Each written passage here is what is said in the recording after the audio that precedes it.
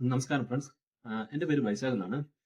ഇനി ഞാൻ നിങ്ങൾക്ക് ഷെയർ ചെയ്യാൻ വേണ്ടി പോകുന്നത് നമ്മുടെ ലോകത്തിലേക്ക് വെച്ച് തന്നെ ഏറ്റവും വലിയ നിർമ്മാണ പദ്ധതികൾ ഒന്നായിട്ടുള്ള ഹോങ്കോങ് മക്കാവ് സുഹായ് ബ്രിഡ്ജിനെ പറ്റിയുള്ള വിശേഷങ്ങളാണ്. ആഹ് അതായത് ഈ പാലം ലോകത്തിലേക്കും വെച്ച് ഏറ്റവും നീളം കൂടിയ കടൽപ്പാലമാണ്. നമ്മുടെ ലോകത്തിലെ ഏറ്റവും നീളം കൂടിയ കടൽപ്പാലം എന്ന റെക്കോർഡുള്ളത് ഈ ഹോങ്കോങ് മക്കാവ് സുഹായ് പാലത്തിന്റെ പേരിലാണ്. ലോകത്തിലെ ഏറ്റവും കൂടുതൽ നീളമുള്ള കടൽപ്പാലം എന്ന റെക്കോർഡ് നേടിയിട്ടുള്ള ഈ പാലത്തിന്റെ നീളം 55 കിലോമീറ്റർ ആണ്. ഈ പാലം സ്ഥിതി ചെയ്യുന്നത് ചൈനയിലാണ്. അതായത് ചൈനയിൽ 4 സ്പെഷ്യൽ അഡ്മിനിസ്ട്രേറ്റീവ് റീജൻസ് ഉണ്ട്. ഈ ഹോങ്കോങ് മക്കാവ് എന്നൊക്കെ പറയുന്ന സിറ്റികളാണ്. ഇതൊക്കെ ചൈനയുടെ സ്പെഷ്യൽ അഡ്മിനിസ്ട്രേറ്റീവ് റീജിയനിൽ വരുന്ന ഭാഗങ്ങളാണ്.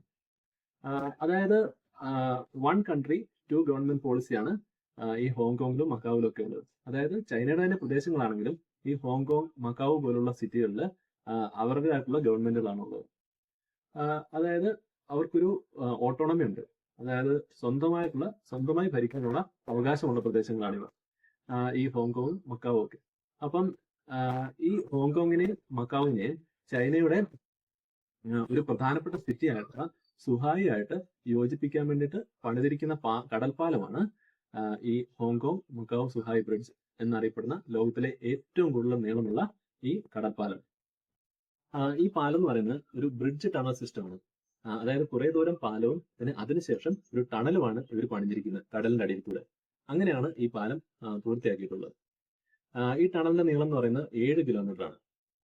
ഈ പാലം ഇവർ പണിതിരിക്കുന്നത് എങ്ങനെയാണെന്ന് വെച്ചാല് ആദ്യം ഇവര് കടലില് 4 ആർട്ടിഫിഷ്യൽ ആയിട്ടുള്ള ഐലൻഡ് ഉണ്ടാക്കി. അതായത് കൃത്രിമ ദ്വീപുകൾ 4 ഇവർ കടലിൽ ഉണ്ടാക്കി. അതായത് ആദ്യത്തെ ദ്വീപ് എന്ന് പറയുന്നത് ഈ മക്കാവിനോടും ചൈനയുടെ തന്നെ സിറ്റി ആയിട്ടുള്ള സുഹാവിനോടും ചേർന്ന് കടൽ തീരത്ത് പണിതിരിക്കുന്നു ആദ്യത്തെ ദ്വീപ്. രണ്ടാമത്തെ ദ്വീപ് എന്ന് പറയുന്നത് വെസ്റ്റ് ആർട്ടിഫിഷ്യൽ ഐലൻഡ് എന്ന പേരിൽ കടലിന്റെ നടുക്കായിട്ട്. പിന്നെ മൂന്നാമത്തെ ദ്വീപ് എന്ന് പറയുന്നത് ആ വെസ്റ്റ് ആർട്ടിഫിഷ്യലിനോട് ചേർന്ന് തന്നെ ഈസ്റ്റ് ആർട്ടിഫിഷ്യൽ ഐലൻഡ് എന്ന് പറയുന്നത് മറ്റൊരു ദ്വീപ്. പിന്നെ നാലാമത്തെ ദ്വീപ് എന്ന് പറയുന്നത് ഈ ഹോങ്കോങ്ങിനോട് ചേർന്ന് കരയോട് ചേർന്നിട്ട് ഒരു ദ്വീപ്. അങ്ങനെ 4 ദ്വീപുകളാണ് ഈ പാലം പണിയാനായിട്ട് ഇവര് ആദ്യം തന്നെ പണിത്. ഈ കൃത്രിമ ദ്വീപുകൾ ഇവർ ഉണ്ടാക്കിയിരിക്കുന്നത് കടലില് മണ്ണെല്ലാം ഇട്ട് നികത്തി കടൽ വെള്ളത്തിനെ മാറ്റിയിട്ടാണ് അവിടെ ഒരു ദ്വീപാക്കി മാറ്റിയിരിക്കുന്നത്. അങ്ങനെയാണ് 4 ദ്വീപുകൾ ഇവരുണ്ടാക്കിയിരിക്കുന്നത്. ഈ ദ്വീപുകളെ തമ്മിൽ കണക്ട് ചെയ്തുകൊണ്ടാണ് ഈ പാലം അവർ പണിതിരിക്കുന്നത്. ഇതെങ്ങനെയാന്ന് ചോദിച്ചാല് ഈ ആദ്യത്തെ ദ്വീപിനെ അതേപോലെ രണ്ടാമത്തെ ദ്വീപിനെ തമ്മിൽ ബന്ധിപ്പിച്ചുകൊണ്ട് പാലം പണിതിരിക്കും. പിന്നെ രണ്ടാമത്തെ ദ്വീപായിട്ടുള്ള ഈ വെസ്റ്റ് ആർട്ടിഫിഷ്യൽ ഐലൻഡിനെയും മൂന്നാമത്തെ ദ്വീപായിട്ടുള്ള ഈസ്റ്റ് ആർട്ടിഫിഷ്യൽ ഐലൻഡ്, ഈ 2 ഐലൻഡിനും തമ്മിൽ ബന്ധിപ്പിച്ചുകൊണ്ട് ഇവര് അണ്ടർസീ ടണലാണ് പണിതിരിക്കുന്നത്. അതായത് കടലിന്റെ അടിയിലൂടെ 7 കിലോമീറ്റർ നീളമുള്ള ടണലാണ് പണിതിരിക്കുന്നത്. പിന്നെ വീണ്ടും ഈ മൂന്നാമത്തെ ദ്വീപിനെ 4ാമത്തെ ദ്വീപിനെയും കൂടെ ബന്ധിപ്പിച്ചുകൊണ്ട് മറ്റൊരു പാലം. അങ്ങനെ മൊത്തത്തില് ഈ ഒരു പാലത്തിന്റെ നീളം എന്ന് പറയുന്നത് 55 കിലോമീറ്റർ ആണ്.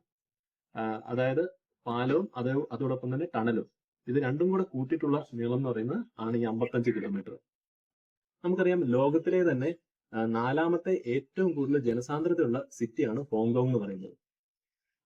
ഈ ഹോങ്കോങ് സിറ്റി ചൈനയുടെ ഭാഗമാകുന്നത് 1997-ലാണ്. 97-ന് മുമ്പ് വരെ ഇത് ബ്രിട്ടീഷുകാരുടെ കയ്യിലായിരുന്നു ഈ ഹോങ്കോങ് എന്ന് പറയുന്ന സിറ്റി. അതേപോലെ മക്കാവ് സിറ്റിയും ചൈനയുടെ കയ്യിൽ വരുന്നത് 99-ലാണ്. അതിനു മുമ്പ് ഇത് പോർച്ചുഗീസുകാരുടെ കയ്യിലായിരുന്നു ഈ മക്കാവ് സിറ്റി. അപ്പം ഈ ഹോങ്കോങ് സിറ്റിയെയും അതേപോലെ മക്കാവ് സിറ്റിയെയും പിന്നെ ചൈനയിലെ മെയിൻലാൻഡിലെ ഒരു പ്രധാനപ്പെട്ട സിറ്റി ആയിട്ടുള്ള സുഹായെ തമ്മിൽ ബന്ധിപ്പിച്ചുകൊണ്ട് ഒരു കടൽപ്പാലം വേണമെന്നുള്ള ഒരു ആവശ്യം ഒരു 1980-കളുടെ അവസാനത്തോടെ ചൈനയിലും അതുപോലെ ഹോങ്കോങ്ങിലും ഒക്കെ ആയിട്ട് ഉയർന്നു വന്നിരുന്നു. അപ്പം ഈ ഹോങ്കോങ്ങിലെ ഒരു വലിയ ബിസിനസ്മാൻ ആയിട്ടുള്ള ഗോർഡൻ വൂ എന്ന് പറയുന്ന ആളാണ് ഈ ഒരു പദ്ധതി വരണമെന്ന് ആദ്യമായിട്ട് ആവശ്യം കൊണ്ടുവന്നത്. അതായത് 1989-ന്റെ തുടക്കത്തില് ഈ ഹോങ്കോങ്ങിലെ ഒരു വലിയ ബിസിനസ്മാൻ ആയിരുന്ന ഗോർഡൻ വൂ. ഈ ഗോർഡൻ വൂ എന്ന് പറയുന്ന ആള് അവിടുത്തെ പോപ്പുലർ ഹോൾഡിങ്സ് എന്ന് പറയുന്ന വലിയ ബിസിനസ് സ്ഥാപനത്തിന് ഉടമയായിരുന്നു. അപ്പം ഇദ്ദേഹമാണ് ആദ്യമായിട്ട് ഈ ഒരു കടൽപ്പാലം ഹോങ്കോങ്ങിനെയും മക്കാവും ചൈനയും തമ്മിൽ ബന്ധിപ്പിച്ചുകൊണ്ട് പണിയണമെന്ന് ആവശ്യം മുന്നോട്ട് വെച്ചത്. ആ കാലത്ത് ഈ ഹോങ്കോങ് എന്ന് പറയുന്ന പ്രദേശം ബ്രിട്ടീഷുകാരുടെ കയ്യിലും മക്കാവോ എന്ന് പറയുന്ന പ്രദേശം പോർച്ചുഗീസുകാരുടെ കൈകളിലുമായിരുന്നു. അപ്പം ആ സമയത്ത് ഈ ഗോർഡൻ ബ്ലൂ എന്ന് പറയുന്ന ബിസിനസ്സുകാരൻ ഈ ചൈനീസ് ഗവൺമെന്റിനെയും ബ്രിട്ടീഷ് ഗവൺമെന്റിനെയും പോർച്ചുഗീസ് ഗവൺമെന്റിനെയും 3 ഗവൺമെന്റുകളെയും സമീപിക്കുകയും ഇങ്ങനെ ഒരു ആവശ്യം മുന്നോട്ട് വെക്കുകയുമായിരുന്നു.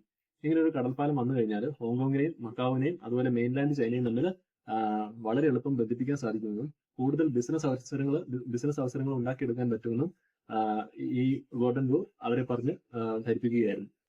പക്ഷെ അങ്ങനെ ഇരിക്കുമ്പോഴാണ് 1989 അവസാനത്തോടെ ചൈനയിൽ ഒരു വലിയ പ്രക്ഷോഭം നടക്കുന്നത്. ടിയാനൻമെൻ സ്ക്വയർ പ്രൊട്ടസ്റ്റ് എന്നാണ് ഈ പ്രക്ഷോഭം അറിയപ്പെടുന്നത്. അതായത് ചൈനയിൽ സ്വാതന്ത്ര്യത്തിന് വേണ്ടിയിട്ട്, ഡെമോക്രസിക്ക് വേണ്ടിയിട്ട് കോളേജ് പിള്ളേർ നടത്തിയിരുന്ന ഒരു സമരമായിരുന്നു ഇത്. പക്ഷെ കുറച്ച് കഴിഞ്ഞപ്പോഴത്തേക്കും ഈ സമരത്തെ ചൈനീസ് ഗവൺമെന്റ് പട്ടാളത്തെ വിട്ട് അടിച്ചമർത്തുകയും ഒരുപാട് പേര് കൊല്ലപ്പെടുകയും ചെയ്തു.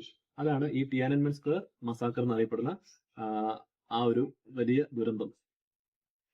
പക്ഷേ ഈ ടിയാനൻമെൻ സ്ക്വയർ സംഭവത്തോടുകൂടി ചൈനയിലെയും ഹോങ്കോങ്ങിലെയും എല്ലാം മാർക്കറ്റുകൾ ഡൗൺ ആയിപ്പോയി. ഷെയർ മാർക്കറ്റ് വാല്യൂ ഇടുകയും ചൈനയിലും അതേപോലെ ഹോങ്കോങ്ങിലും ഒക്കെ ബിസിനസ് ചെയ്യാനായിട്ട് ആൾക്കാർ താല്പര്യം പ്രകടിപ്പിക്കാതിരിക്കുകയൊക്കെ ചെയ്തു.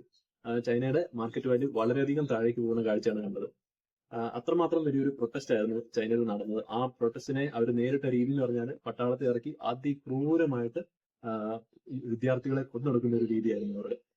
അങ്ങനെ ഈ പാലം പണിയാനുള്ള ഈ പദ്ധതിയെ പറ്റിയുള്ള ചർച്ചകൾ അവിടെ അവസാനിക്കുകയായിരുന്നു.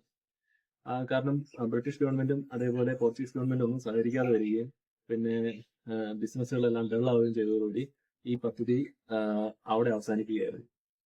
പിന്നീട് 2009 ചൈനീസ് ഗവൺമെന്റ് ഈ ഒരു പദ്ധതി പുനരാരംഭിക്കുന്നത്. അങ്ങനെ 2009 ശേഷം 9 വർഷമെടുത്ത് 2018 ഒക്ടോബർ 24 ഈ ഒരു പാലം ജനങ്ങൾക്കായിട്ട് തുറന്നു കൊടുത്തത്. 9 വർഷമെടുത്ത് ഈ ഒരു പദ്ധതി പൂർത്തിയാക്കാനായിട്ട്. ഈ പാലം പണി പൂർത്തിയായതോടുകൂടി ചൈനയിൽ നിന്നും, അതായത് മെയിൻലാൻഡ് ചൈനയുടെ ഭാഗമായിട്ടുള്ള സുഹായിൽ നിന്നും ഹോങ്കോങ്ങിലേക്ക് എത്താനായിട്ട് ഇന്ന് 30 മിനിറ്റ് മാത്രമേ എടുക്കുന്നുള്ളൂ. നേരത്തെ 4 മണിക്കൂറാണ് സുഹായിൽ നിന്നും ഹോങ്കോങ്ങിലേക്ക് എത്താനായിട്ട് എടുത്തിരുന്ന സമയം. ഈ ഒരു പാലം പണി പൂർത്തിയായതോടുകൂടി വെറും 30 മിനിറ്റ് കൊണ്ട് ഇന്ന് ഹോങ്കോങ്ങിനെയും അതേപോലെ സുഹായും തമ്മിൽ കണക്ട് ചെയ്യാൻ സാധിക്കുന്നു. ഈ ഹോങ്കോങ് മക്കാവോ സുഹായി ബ്രിഡ്ജിന്റെ പണി പൂർത്തിയായതോട് കൂടിയിട്ട് ലോകത്തിലേക്കും വെച്ച് ഏറ്റവും നീളം കൂടിയ കടൽപ്പാലം എന്ന ബഹുമതി ഈ പാലത്തിന് ലഭിച്ചിരിക്കുകയാണ്. ഇന്ന് ലോകത്തിലെ ഏറ്റവും നീളം കൂടിയ കടൽപ്പാലം എന്ന് പറയുന്നത് 55 കിലോമീറ്റർ നീളമുള്ള ഈ ഹോങ്കോങ് മക്കാവോ സുഹായി ബ്രിഡ്ജാണ്.